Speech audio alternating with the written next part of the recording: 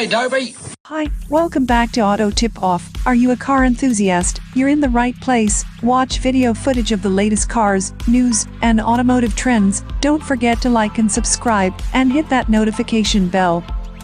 In this series, we take a look at the 2021 Mercedes S-Class 500.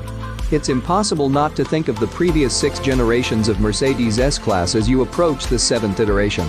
Think of them, and pity such piffling technological world firsts as anti-lock brakes 1978s or airbags 1981s. Remember the awe you experienced the first time you saw a car with double-glazed windows 1991s. What memories?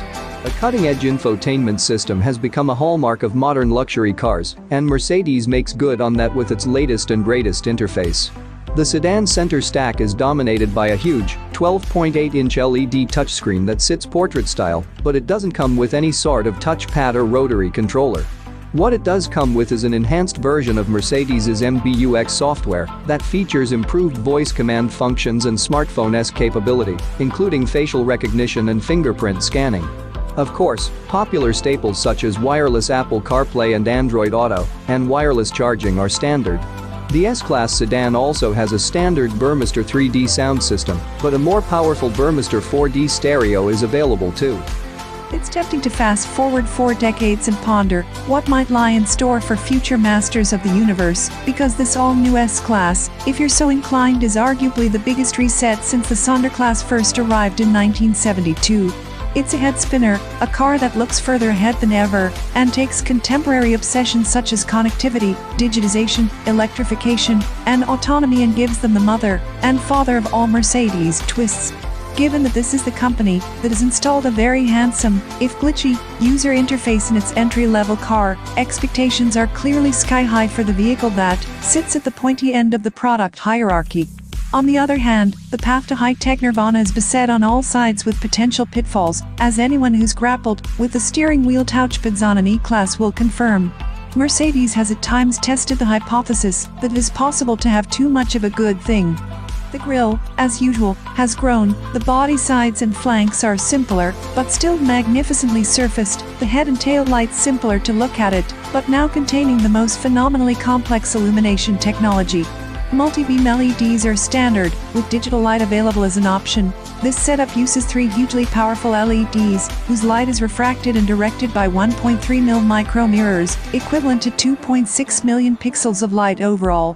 And it's intelligent. If the car detects roadworks up ahead, it'll project a road sign onto the road ahead as a driver warning, or shine a light onto a pedestrian if need be. It's like Close Encounters of the Third Kind.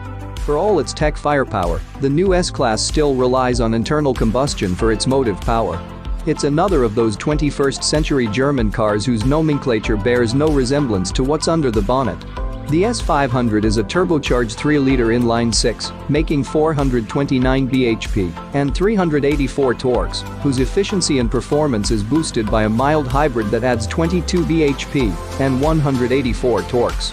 There will also be a 2.9-liter, 282 bhp turbo diesel, good for 442 torques, and wearing a fallacious 350D badge, an S400D 4MATIC with 325 bhp and 516 torques, while a new mild hybrid 4-liter V8 petrol is coming down the pipe, and a 580e plug-in hybrid version that adds a 28 kWh battery to deliver a claimed range on electric power of 62 miles is due to arrive later in 2021. The S-Class hasn't always demonstrated an ability to read the room, that double-glazed early 90s incarnation arriving into a global recession with a bluff charmlessness that its successor swapped for a near invisibility just as the good times got rolling again. This version underwhelms somewhat in the pictures, but has the sort of restrained elegance in the flesh that you know its creators will have pored over forensically.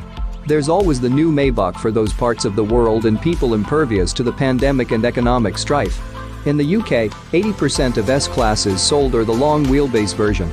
The new car has grown by 34mm in length to almost 5.3 meters, and it's 1.92 meters wide.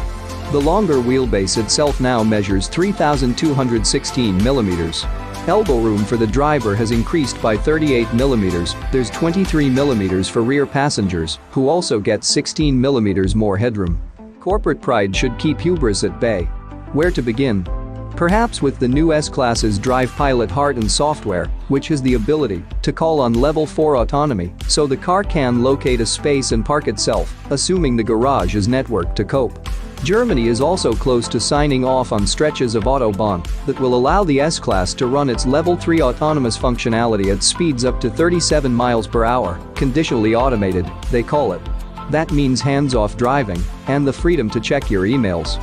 Although you could argue that this, the ultimate in chauffeur-driven cars, has been autonomous for years, and any email checking will likely be done by whomever is in the back.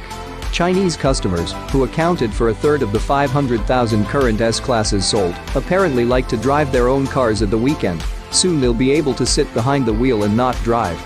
Every 4-door S-Class comes with an array of standard driver assistance technology, including the ability to park itself and even take preventative measures to protect passengers when it detects an imminent collision. The sedan will also be available with innovative features that include rear seat airbags and an active suspension that will lift the car up to reduce the severity of damage during a collision. We said at the beginning that this 7th generation S-Class might represent the biggest leap forward since the model arrived almost 50 years ago.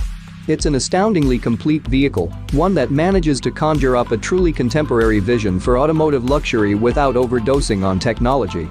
The 2nd generation Mercedes user interface is as easy to operate as it is beautifully designed and rendered, every detail masterfully managed.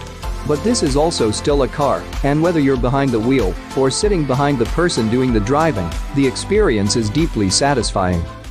We produce videos and chat about many cars. Take a look at the ones coming up on your screen now. It may give you another alternative to consider.